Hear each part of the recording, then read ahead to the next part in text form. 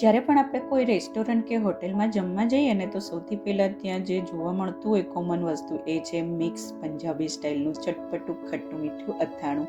Mostly આ અથાણું છે બધાને ખૂબ જ પસંદ આવતું હોય છે. આવું જ અથાણું આપણે ઘરે આસાનીથી ખૂબ જ ઓછા તેલમાં બનાવી લઈશું. તો ફ્રેન્ડ્સ, ચલો ફટાફટ બનાવવાની શરૂઆત કરી દઈએ. હેલો ફ્રેન્ડ્સ, હું છું કીર્તિસ હોમ કુકિંગમાં તમારું સ્વાગત છે. આજે હું તમારી સાથે પંજાબી સ્ટાઇલ મિક્સ અથાણું ખાટું મીઠું ચટપટું કેવી રીતે બનાવવું એ બતાવીશ.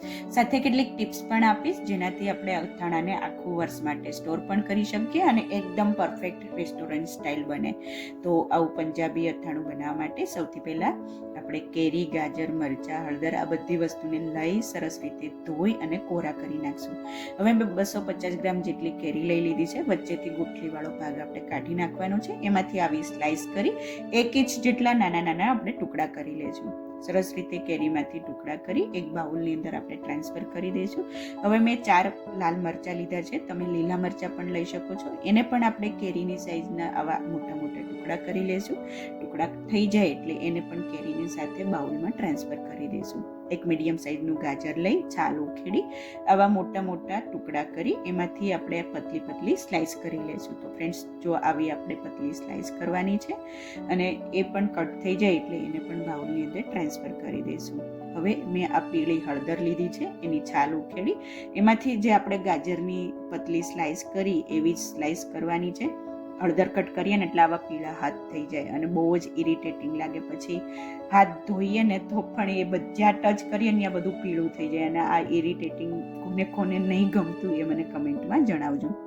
હવે 50 ગ્રામ જેટલું આદું લઈ લીધું છે, એને પણ આવી રીતે પતલી સ્લાઇસ કરી લઈશું. જે વ્હાઈટ હળદર આવે છે એ પણ 50 ગ્રામ લીધી છે, એને પણ પતલી સ્લાઇસ કરી બધી વસ્તુને સરખી રીતે મિક્સ કરી દઈશું. હવે આ ટાઈમે ફ્રેન્ડ્સ, જો 4 થી 5 તમારી પાસે ફ્રેશ લીંબુ હોય ને તો એના નાના નાના ટુકડા કરી એડ કરવાના. પણ મને આ અથાણું છે ઇન્સ્ટન્ટ જોતું હતું એટલે હું લીંબુની જગ્યાએ લીંબુનું ખાટું અથાણું આવે એ યુઝ કરીશ. હવે આ બધી વસ્તુ સરસ રીતે કટ થઈ ગઈ છે. એમાં 3 ચમચી ભરીને આપણે મીઠું એડ કરી દઈશું. આ અથાણામાં મીઠું છે એ વધારે પ્રમાણમાં જતું હોય છે. 1 ચમચી હળદર એડ કરી દઈશું અને સરખી રીતે બધી વસ્તુને મિક્સ કરી દઈશું.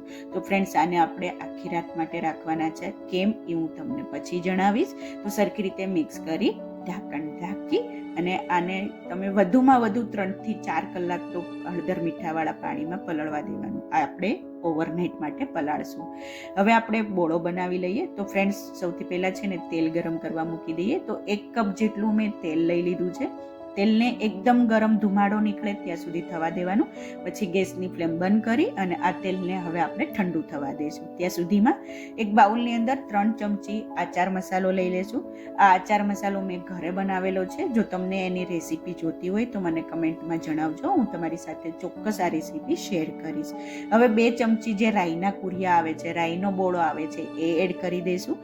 વચ્ચે આવી રીતે સર્કલ કરતું જવાનું. શું કામ એ હું પછી જણાવું છું. 1 ચમચી મેથીના કુરિયા એડ કરી દઈશું અને સાથે આપણે 1 ચમચી હિંગ એડ કરવાની છે.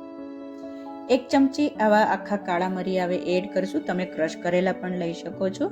1 ચમચી વરિયાળી એડ કરી દઈશું. તો ફ્રેન્ડ્સ, આ બધી વસ્તુથી ખૂબ જ ટેસ્ટી ફ્લેવરફુલ અથાણું બનશે. હવે વચ્ચે આવું સર્કલ કરી હવે તેલ છે એ હલકું એવું ઠંડુ થઈ ગયું છે. તો એને આપણે 3 ચમચી જેટલું તેલ છે એ હિંગ ઉપર નાખશું. કેમ કે હિંગ છે એની સરસ એવી ફ્લેવર બોળામાં આવી જાય એટલા માટે આવી રીતે હિંગને ઉપર રાખી હતી. સરખી રીતે બધી વસ્તુને મિક્સ કરી દઈશું અને હવે 2 ચમચી આપણે લાલ મરચું પાવડર એડ કરશું. જો તમને તીખાશ પસંદ ના હોય તો તમે કાશ્મીરી લાલ મરચું પાવડર પણ એડ કરી શકો છો. સરખી રીતે મિક્સ કરી દઈશું. તો ફ્રેન્ડ્સ, તમે જોઈ શકો છો કે સરસ એવો અથાણાનો કલર આવી ગયો છે બોળાનો. અને હવે આ બોળાને ઢાંકણ ઢાંકી આને પણ આખી રાત માટે આપણે સેટ થવા માટે મૂકી દઈશું. બીજા દિવસે ચેક કરી લઈએ. તો ફ્રેન્ડ્સ, આ મેં ઓવરનાઇટ માટે એટલે રાખ્યા હતા કે મને આ અથાણામાં જે હળદર મીઠાવાળું પાણી આવે એને જોતું હતું.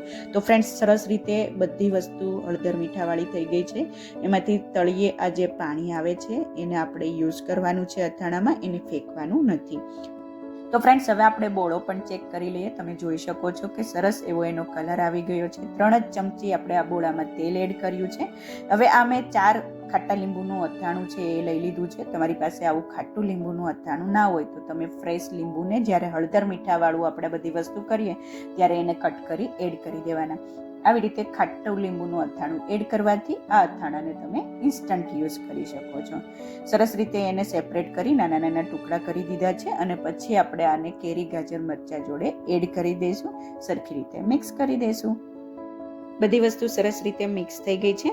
હવે આપણે આ બંને વસ્તુને ભેગા કરી દઈએ. તો હવે જે આ બોળાવાળું બાઉલ છે એની અંદર આ હળદર મીઠાવાળું પાણી કરેલું બધી વસ્તુ પાણી સાથે આપણે એડ કરી દઈશું. હા ફ્રેન્ડ્સ, યાદ રાખજો કે હળદર મીઠાના પાણી સાથે આ બધી વસ્તુને એડ કરવાની છે. એનાથી જ આ અથાણું છે એ ખૂબ ટેસ્ટી લાગશે અને પંજાબી સ્ટાઇલ એનો ટેસ્ટ આવશે. બધી વસ્તુને સરખી રીતે મિક્સ કરી દઈશું. આ અથાણાની અંદર આપણે વિનેગાર એડ નથી કરતા, તેલ પણ ખૂબ જ ઓછું એડ કર્યું છે. તો હળદર મીઠાના પાણીથી અથાણું છે એ લોંગ ટાઈમ માટે સારું રહેશે. આપણે બોળો જ્યારે બનાવ્યો ત્યારે મેં મીઠું એડ નથી કર્યું, એટલે જે આપણે હળદર મીઠાવાળું પાણી એડ કર્યું છે જેનાથી મીઠાનું પણ બેલેન્સ થઈ જશે. તો ફ્રેન્ડ્સ, એકદમ ટેસ્ટી ચટપટું ખાટું મીઠું પંજાબી સ્ટાઇલ અથાણું છે એ બનીને રેડી થઈ ગયું છે. કોઈ પણ ભોજન સાથે આ અથાણું ખૂબ જ ટેસ્ટી લાગે છે. તો ફ્રેન્ડ્સ, હવે આ અથાણાને સ્ટોર કેવી રીતે કરવું, આખા વર્ષ માટે કેવી રીતે સાચવવું એ બતાવીશ. એના માટે આવી નાની નાની બોટલો લેવાની. આપણે અથાણું બનાવીએ, આખા વર્ષ માટે બનાવતા હોઈએ એટલે આપણે ઝાઝી ક્વોન્ટિટીમાં બનાવ્યું હોય છે તો એને આપણે મોટી બરણીમાં ભરી દેતા હોઈએ છીએ. એવું નહીં કરવાનું. આવી રીતે નાની નાની બોટલ લેવાની, એની અંદર આપણે અથાણાને ભરવાનું અને જ્યારે પણ આપણે યુઝ કરીએ ત્યારે કોઈ પણ એક બોટલ છે એ ઓપન કરવાની અને એને જ યુઝ કરવાની.